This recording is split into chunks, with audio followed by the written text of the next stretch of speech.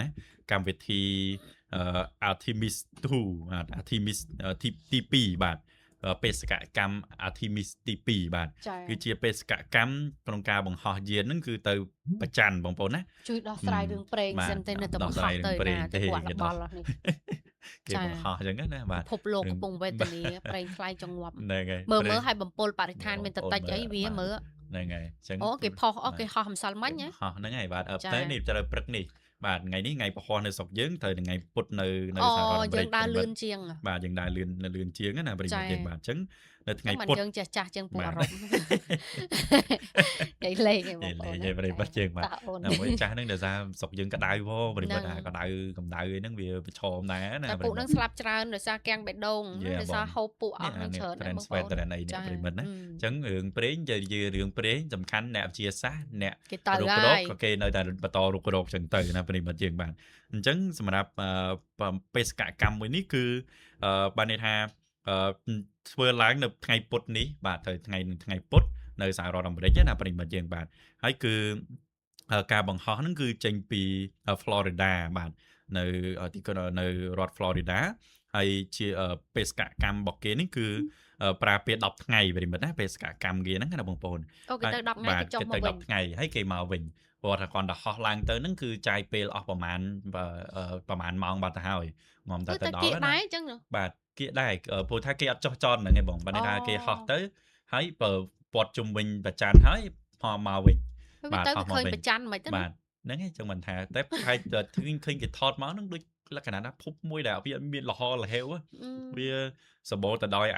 រណ្ដៅcrater ណារណ្ដៅដូចអាចផ្កាយធ្លាក់ហ្នឹងបាទមានរណ្ដៅនឹងផងហើយឃើញលក្ខណៈថាបែបដូចដីនៅលើប្រច័ណ្ឌនេះអញ្ចឹងណាមិនទាន់មានស្រូវមានអីទេមានទេបាទអនាគតអត់អីហូបទេបាច់ទៅឯងបងប្អូនណាបាទអានឹងអនាគតពួកគេនឹងបង្កើតទៅជាកន្លែងស្នាក់នៅនៅនឹងហ្មងបាទរុករកស្រាវជ្រាវនៅនឹងអញ្ចឹងណានឹងអនាគតបាទហើយឥឡូវហ្នឹងមហាអំណាចកំពុងតែចែកគ្នានៅប្រច័ណ្ឌហ្នឹងគឺរុករកដូចមហាអំណាចចិនវិញគឺគេទៅរុករកនៅកន្លែងដាក់ខ្សែកន្លែងឆ្ងាយបំផុតព្រោះប្រច័ណ្ឌបងប្អូនឃើញ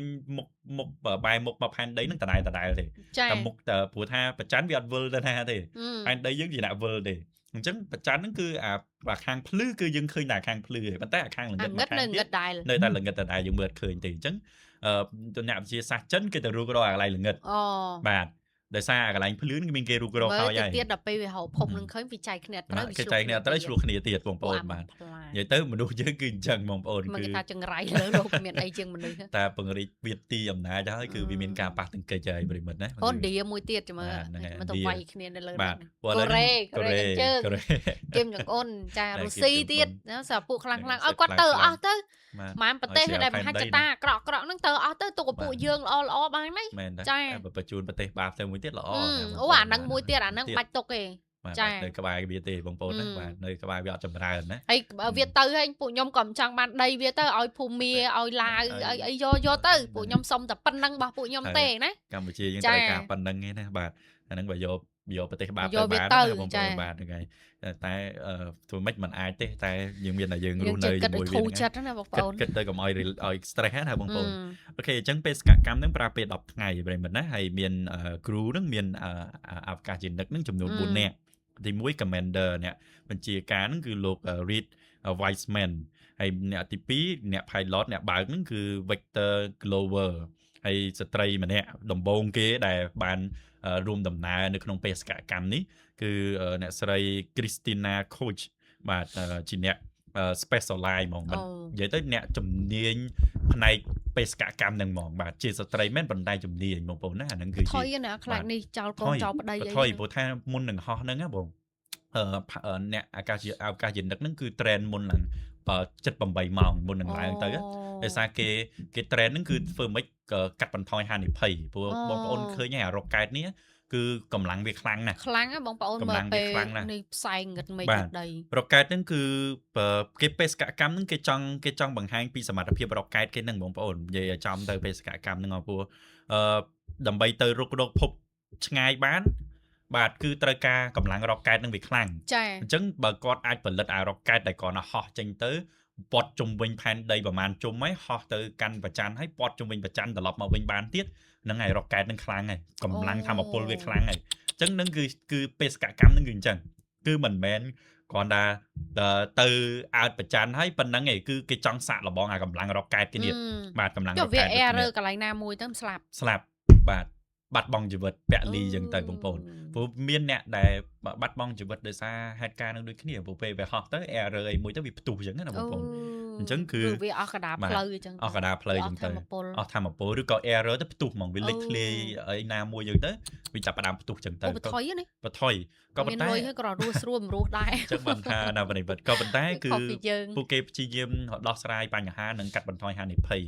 ដោយវាមានប្រព័ន្ធសុវត្ថិភាពផ្សេងអញ្ចឹងណាបងប្អូនយើងបាទអញ្ចឹងគឺរ៉ុកកែតមួយនេះគឺកម្លាំងខ្លាំងមែនទែនបងប្អូនណាដែល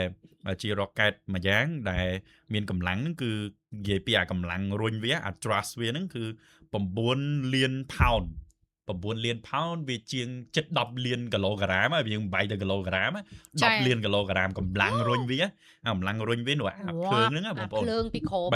ព្រោះវាទៅហ្នឹងទៅដោយសារភ្លើងហ្នឹងឯងត្រូវវាទៅដោយសារភ្លើងហ្នឹងភ្លើងហ្នឹងរុញរ៉ុកកែតហ្នឹងឡើងទៅលើអាប្រិមិត្តយើងបាទហើយហោះក្នុងលបឿនហ្នឹងគឺលឿនជាងសំឡេងទៀតបាទគ្រាន់ប្រើពេល1នាទីឯងគឺអាចដល់លបឿនលឿនជាងសំឡេងបានតាមប្រើពេលតែ1នាទីឯងលបឿនសរុបវាអាចហោះក្នុងលបឿន767 mile per hour បាទមើលជាមួយដេវីនបំបែកម៉ៃទៅជាគីឡូម៉ែត្របាទម៉ៃទៅជាគីឡូហើយម៉ៃដូចជាវាច្រើនជាងគីឡូម៉ែត្រយើងច្រើនជាងគីឡូម៉ែត្រយើងណាប្រិមិត្តយើងបាទ767ម៉ៃបាទអាហ្នឹងក្នុង1ម៉ោងក្នុង1ម៉ោងវាលឿនជាងយន្តហោះហ្នឹងបាទលឿនជាងបងលឿនជាងនិយាយទៅជាមួយដេវីនបែកវាទៅ767ម៉ៃបងប្អូនណាក្នុង1ម៉ោងយើងអាចចូលខ្ទង់ចិត្ត1000គីឡូអីហ្នឹងយ៉ាបងចាអាចចូលល្បាក់ហ្នឹងបងប្អូនអាចចិត្ត1000គីឡូណាចាបងប្អូនឥឡូវឲ្យវិចែកសិនបងប្អូនណាខ្ញុំចែកតិចឲ្យវាឲ្យច្បាស់តិចណាបងប្អូនដឹងព្រោះយើងគិតជាគីឡូម៉ែត្រយើងអត់គិតម៉ៃទេបងប្អូន1000ជាងទេបងនិយាយមែន1000ជាងគីឡូ1235គីឡូម៉ែត្រក្នុង1ម៉ោងបាទអានឹងលបឿនវាហោះណាបងប្អូនអញ្ចឹងគឺកម្លាំងរ៉ុកកែតនេះខ្លាំងមែនទែនបាទរ៉ុកកែតនេះខ្លាំងអញ្ចឹងបានសហរដ្ឋអាមេរិកប្រើពេលយូរព្រោះកម្រងArtemis ទី1 50ឆ្នាំមុនបងចាArtemis ទី2នេះគឺ50ឆ្នាំក្រោយទេអញ្ចឹងប្រើពេល50ឆ្នាំជាងដើម្បីអភិវឌ្ឍបច្ចេកវិទ្យានិងអភិវឌ្ឍរ៉ុកកែតនេះដើម្បីវាខ្លាំងណាប្រិមិត្តយើងអញ្ចឹងគឺនេះគឺជាការបេសកកម្មប្រវត្តិសាស្ត្រមិនទាន់ជោគជ័យចុងត្រូវហើយបងអត់ទាន់ជោគជ័យគឺតេស្តម្ដងហើយម្ដងទៀតតេស្តម្ដងហើយម្ដងទៀតហើយឱកាសយានដឹកហ្នឹងគឺត្រូវការមានការ train ខ្លាំងណាទើបអាចទ្រាំទ្រជាមួយនឹងកម្លាំងសម្ពាធបែបហ្នឹងណាបងប្អូនយើងបាទអញ្ចឹងគឺមានគ្រូនឹងចំនួន4 Christina Koch គាត់អ្នក specialize អ្នកពិសេសអ្នកជំនាញហ្មងណាបាទហើយមានម្នាក់ទៀតគឺជនជាតិកាណាដាបាទ Jeremy Hansen បាទក៏ជាអ្នកជំនាញនៅក្នុងផ្នែកនៅក្នុងបេសកកម្មនឹងផងដែរណាប្រិមិត្តយើងបាទអញ្ចឹងវាបាទបើអ្វីដែលចាប់អារម្មណ៍គឺទី1មានស្ត្រីបាទទី1ស្ត្រីដំបងគេដែលគាត់ហោះទៅហើយទី2គឺជនជាតិកាណាដាបាទគឺទី2គឺជនជាតិកាណាដាជាអ្នកហោះទៅបាទមកទេមកទៅអីទេបាទចាំបងជួយលើកឲ្យមួយផងបាទអូខេអញ្ចឹងនឹងគឺពាក់ព័ន្ធជាមួយនឹងបេសកកម្មមួយនឹងបងប្អូនហើយគេប្រើពេល10ឆ្នាំ10ថ្ងៃបងប្អូនប្រើពេល10ថ្ងៃណាបាទដើម្បីបាទបំពេញបេសកកម្មមួយហ្នឹងណាបងប្អូនយើងបាទចាំមើលតិចដេវីតយកកន្លងដែលគេហោះហ្នឹងឲ្យបងប្អូនមើលប្រូក្រាមរបស់គេហ្នឹងបាទប្រូក្រាមរបស់គេហ្នឹងណាបងប្អូនយើងបាទហ្នឹងហើយបាទហ្នឹងហើយអូខេបាទសុំតិចប្រិមិត្តយើងបាទដៃហ្នឹងឯងនិយាយធម្មតាបាទមិនទេបងចាឲ្យបើកឡានដាក់កន្លែងផ្សេងមិនឡានឯងទេឡានតែឡានឯងទេណាហ្នឹងហេតុអីទេចាឥឡូវយើងទៅខ្ញុំយកអាកន្លងរបស់វាហ្នឹងឲ្យប្រិមិត្តយើងបានឃើញព្រោះគេហោះហ្នឹងគេហោះបែបណាអញ្ចឹងណាបងប្អូនយើងចាំតិចឲ្យប្រិមិត្តរបស់យើងបានមើលណាចាបាទជាស្រ័យប្រិមិត្តអ៊ីនធឺណិតវា slow តិចណានេះឃើញបងបាទអញ្ចឹងនេះគឺជាការហោះរបស់គេហើយដូចទៅវាជំរាបជូនអញ្ចឹងអាហ្នឹងវាជាការ demonstrate មួយជាការបង្ហាញទៅកាន់ពិភពលោកមួយដែលបញ្ជាក់ថា NASA អាចផលិតនៅអារ៉ុកកែតនឹងខ្លាំងបានណារ៉ុកកែតនឹងខ្លាំងបានហើយមួយទៀតគឺពេលដែល pilot ពេលដែលគ្រូហ្នឹងគាត់ចេញពីកន្លងផែនដីទៅគឺគេមានការធ្វើ manual បានន័យថាបើកាប់រកកែតទូទៅធម្មតាពេលដែលដូចហោះទៅប្រច័ណ្ឌអញ្ចឹងចោះចតអញ្ចឹងគឺគេប្រើប្រព័ន្ធស្វ័យប្រវត្តិហើយបានន័យថាកុំព្យូទ័រវាជួយជំនួយក្នុងការចោះចតអញ្ចឹងណាក៏ប៉ុន្តែម្ដងនេះគឺគេឲ្យអវកាសយានិកហ្នឹងគឺធ្វើបានន័យថាបត់បែនដោយខ្លួនឯងហ្មងពេលដែលហោះជុំវិញផែនដីហ្នឹងពេលហោះជុំវិញហ្នឹងគេឲ្យធ្វើ manual ហ្មងបានន័យថាបត់ដោយខ្លួនឯងវាចេះត្រឡប់ត្រឡឹងខ្លួនឯងអញ្ចឹងទៅបត់ខ្លួនឯងនិយាយទៅការពីមុនប្រើកុំព្យូទ័រជួយប៉ុន្តែឥឡូវហ្នឹងគឺគេឲ្យមនុស្សធ្វើខ្លួនឯងភាសាគេចង់តេស្តសាកល្បងពីសមត្ថភាពបើសិនជាប្រព័ន្ធនៅលើយានហ្នឹងវា error ត្រង់ចំណុចណាមួយអញ្ចឹងទៅមនុស្សអាចដោះស្រាយបានភ្លាមៗអញ្ចឹងទៅនេះគឺកន្លងរបស់គេបងប្អូនអញ្ចឹងបានន័យថាបង្ហោះចេញពី Florida ហើយហោះទៅកន្លងផែនដីហើយវិលជុំវិញកន្លងផែនដីវិលជុំវិញកន្លងផែនដីរួចហើយបានឈ្មោះទៅកាន់ប្រច័ណ្ឌបាទឈ្មោះទៅកាន់ប្រច័ណ្ឌហើយវិលជុំវិញកន្លងប្រច័ណ្ឌមកជុំហើយត្រឡប់មកផែនដីវិញហើយចុះចតនៅសមុទ្រ Pacific បាទហ្នឹងគឺជាផែនការបាទគឺជាផែនការដែល NASA បង្ហោះយានមួយនេះនិងបេសកកម្មមួយនេះផងដែរណាប្រិមិត្តយើងបាទអញ្ចឹងគឺប្រើពេល50ឆ្នាំហើយសហរដ្ឋអាមេរិកត្រឡប់មកវិញហើយនៅលើវិស័យអវកាសបងប្អូនណាដែលនៅពេលនេះគឺវិស័យអវកាសក៏មិនមែនមានតែសហរដ្ឋអាមេរិកដែរដែលនាំមុខគឺមានបណ្ដាប្រទេសផ្សេងបាទក៏ចាប់អារម្មណ៍ទៅលើវិស័យអវកាសនឹងដែរដូចជាចិនក៏គេមានបច្ចេកវិទ្យាដែលអាចបាទបដំប្រសងជាមួយសហរដ្ឋអាមេរិកបានហើយចាស់ស្ដីដូច ISS បានន័យថាស្ថាន ISS ហ្នឹងគឺអត់ឲ្យចិនចូលរួមទេអញ្ចឹងចិនផលិតបាទស្ថានីយ៍អវកាសរបស់ខ្លួនមួយខ្លួនឯងតែម្ដងបាទឈ្មោះថាធានកុងហ្នឹងបងប្អូនបាទអញ្ចឹងគឺចិនគឺបដិញ្ញាថានឹងធ្វើម៉េចអភិវឌ្ឍបច្ចេកវិទ្យាហ្នឹងគឺឲ្យតាមតាន់សហរដ្ឋអាមេរិកបើសិនជាលោកខាងលិចបិទឬក៏ហាមខ្លួនមិនឲ្យចូលរួមក៏ខ្លួនអាចធ្វើបានដែរហើយថ្មីហ្នឹងគឺមាន player សំខាន់មួយចំនួនទៀតដូចជាឥណ្ឌាបាទដូចអារ៉ាប៊ីសាអូឌីតបាទអារ៉ាប៊ីសាអូឌីតអីហ្នឹងអ្នកនៅអារ៉ាប់ហ្នឹងក៏គេចាប់អារម្មណ៍ទៅលើផ្នែកអវកាសហ្នឹងផងដែរណាប្រិមិត្តអញ្ចឹងនេះខ្លីៗជូនបងប្អូននេះពាក់ព័ន្ធមួយ Artemis ទី2ដែលព្រឹកនេះគឺបង្ហោះចេញពី Kennedy Space Center នៅ Florida ហើយហោះហ្នឹងគឺដំណើរបេសកកម្មគេហ្នឹង10ថ្ងៃហោះជុំវិញកន្លងផែនដីប្រហែលជុំហើយត្រឡប់ទៅកន្លងប្រច័ណ្ឌវល់ជុំវិញកន្លងប្រច័ណ្ឌមកជុំហើយត្រឡប់មកផែនដីវិញបងប្អូនណាហើយគឺជាការតេស្តសាកល្បងរ៉ុកកែតបើសិនជារ៉ុកកែតគាត់អាចធ្វើបានគឺអនាគតទៅគឺគាត់ចង់ហោះទៅឆ្ងាយជាងហ្នឹងក៏បានដែរបាទជាពិសេសគឺដូចមហិច្ឆតារបស់ Elon អញ្ចឹងដែលគាត់ចង់នាំមនុស្សហ្នឹងគឺទៅភពអង្គារបាទទៅភពអង្គារអញ្ចឹងគាត់ខិតខំផលិតStarlink ហ្នឹងStarship គាត់ហ្នឹងឲ្យកម្លាំងវាខ្លាំងអញ្ចឹងវាត្រូវការកម្លាំងខ្លាំងដើម្បីរុញទៅឲ្យបានឆ្ងាយអញ្ចឹងណាអញ្ចឹងឥឡូវពីពេលនេះទៅគឺចាប់ផ្ដើមដល់យុគបណ្ដាំងប្រជែងគ្នាលើវិស័យអវកាសឡើងវិញហើយដោយយើងឃើញថាមហាអំណាចសហរដ្ឋអាមេរិកវាផ្លាញក្រោមអស់អញ្ចឹងវាចាប់ដើមរុករកហើយអញ្ចឹងទៅរកអាភពផ្សេងហើយដើម្បីរស់បងប្អូនណាបាទអញ្ចឹងយើងមើលគេទៅបងប្អូនវាយើងគ្មានសមត្ថភាពអីទៅជាមួយគេទេចាយើងគ្មានតែអមតៈទេពួកគាត់ជួនកាលក៏ទៅមិនដល់ដូចគ្នាងាប់ដូចគ្នាទៅក៏នៅរស់មិនកើតដែរប្រិមិត្តនេះវិទ្យានិយាយអញ្ចឹងបងព្រោះថាពួកវាចូលបាទព្រោះថាការរស់នៅភពក្រៅគឺវាមិនដូចភពផែនដីទេព្រោះមនុស្សយើងវាមានកម្រិតណាវាមានលីមីតណាប៉ុន្តែមហិច្ឆតាយើងធំអញ្ចឹងដល់ពេលយើងចេញពីភពផែនដីទៅដើម្បីសម្របខ្លួនរស់នៅជាមួយភពផ្សេងបានតើតែមនុស្សហ្នឹងគឺលក្ខណៈប្រកែខ្លាំងណាជួនកាលសរមមិនទាន់បានណាឡើងទៅមិនទាន់បានរស់ហ្នឹងស្លាប់បាត់អាចស្លាប់បាត់ក៏ថាបានដូចភូមិគាគេទៅត្រួសត្រាយទុកឲ្យកូនចៅគេហ្នឹងត្រូវដូចភូមិគាអញ្ចឹងភូមិគាចេញក្រៅតពាក់អាវពាក់ស៊ូតហ្នឹងណាពាក់អាវពិសេសគេហ្នឹងបើអត់មានពាក់អាវពិសេសហ្នឹងទេគឺឆ្លងរោគស្លាប់បាទមិនឆ្លងរោគទេបងគឺ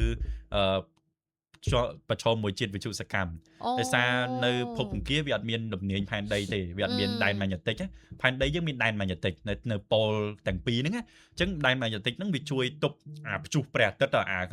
ជាតិវិទ្យុសកម្មពីព្រះអាទិត្យបាទហើយយើងមានសតបអូโซនដែលវាជួយទប់ទៀតយើងតែនៅភពអង្គារហ្នឹងចិត្តផែនដីហ៎អត់ច្រឡំចិត្តព្រះអាទិត្យទេអត់ចិត្តទេប៉ុន្តែវាអត់មានទំនាវាអត់មានដែនម៉ាញ៉េទិកអញ្ចឹងពេលដែលព្យុះព្រះអាទិត្យវាយបហាមកគឺចំយើងគឺមហារាជស្លាប់ហ្មងវិញអញ្ចឹងណាអញ្ចឹងវាត្រូវពាក់ស៊ូតគេត្រូវពាក់ឈុតដើម្បីការពារអញ្ចឹងទៅហើយឈុតដូចការពារមេរោគហ្នឹងឈុតដូចឈុតនៅអវកាសឈុតឬក៏ដូចពាក់ដៃអញ្ចឹងបាទដូចពាក់ដៃអញ្ចឹងដូចមាន AI ដូចកងកងហ្នឹងអូ ឈុតគេហ្នឹងបងប្អូនឈុតហើយចុះដេកពាក់អានោះដែរទៅបាទដេកអត់អីទេដេកនៅក្នុងផ្ទះគេរៀបចំ system អត់អីទេប៉ុន្តែពេលចេញក្រៅវាអត់មានអុកស៊ីហ្សែនវាប្រឈមមួយវិទ្យុសកម្មហើយខ្យល់អាកាសនៅភូមិគាហ្នឹងវាពុលបងប្អូនយើងអញ្ចឹងគឺពលនោះអត់អាចរស់នៅបានទេអូយសរុបមកថែផែនដីទៅត្រូវបើពួកគេយក technology ហ្នឹងយកមកថែផែនដីគឺម្លេះឡើយផែនដីយើងល្អបាត់ហើយប៉ុន្តែពួកគេអត់គិតអញ្ចឹងទេពួកគេយក technology ទំនើបរបស់ពួកគេហ្នឹងទៅរកភពផ្សេងតែបងគិតថាគាត់មិនមែនស្រាវជ្រាវដើម្បីខ្លួនឯងទេគេដើម្បីទុកស្នាដៃបន្តជំនាន់គេដឹងពួកគេយល់ថាផែនដីនឹងរលាយនៅថ្ងៃណាមួយអញ្ចឹងគេបង្កើតភពទុកឲ្យមនុស្សឲ្យហើយត្រូវបងពួកមានយើងទេបងប្អូននឹងជំនាន់កូនចៅយើងប្រហែល100តង់ទៀតទេត្រូវហើយក៏មិនគ្រប់មនុស្សគ្រប់គ្នាដែរមិនសម្រាប់មនុស្សគ្រប់គ្នាដែរគេកំណត់ណាគេយកតែអ្នកឆ្លាតបាទដោយលោកច្រាំដូចអីហ្នឹងសិតតែមានទៅគ្នាគាត់ទៅហ្នឹងសិតតែមានច្រាំគាត់គាត់បានទៅនៅហ្មងឯងគាត់មានសង្ឃឹមថាគាត់បានទៅហ្មងឯង8ជាងហើយបាទនឹងមិនគាត់សង្ឃឹមអញ្ចឹងណាបាទដឹងដែរលោកច្រាំគាត់យើងមិនសូវយល់ពីការគិតគាត់ដែរអត់ត្រាំទៅនឹងមួយគីមចង្អុនអោគ្នាមួយគីមចង្អុនចាគាត់និយាយលេប្រិបត្តិយើងអញ្ចឹងនេះខ្លះពាក់ព័ន្ធមួយ Artemis ទី2ដែលជា program ដែលជាបេសកកម្មឈ្មោះទៅកាន់ប្រច័ណ្ឌម្ដងទៀតរបស់សហរដ្ឋអាមេរិកក្រោយបាត់មុខនៅលើឆាកប្រកួតប្រជែងលើវិស័យអវកាសហ្នឹង50ឆ្នាំហើយអញ្ចឹងទៅចាប់ផ្ដើមប្រកួតប្រជែងឡើងវិញហើយអញ្ចឹងចាំមើលតើប្រទេសណាបន្តទៀតដែលកំពុងតែតាមពីក្រោយសហរដ្ឋអាមេរិកទៀតណាបងប្អូនយើងបាទហ្នឹងហើយបណ្ដាំប្រជែងគ្នាទៀតហើយអរគុណទៅកាន់ sponsor សិនចាំតទៅព័ត៌មានផ្សេងផងដែរ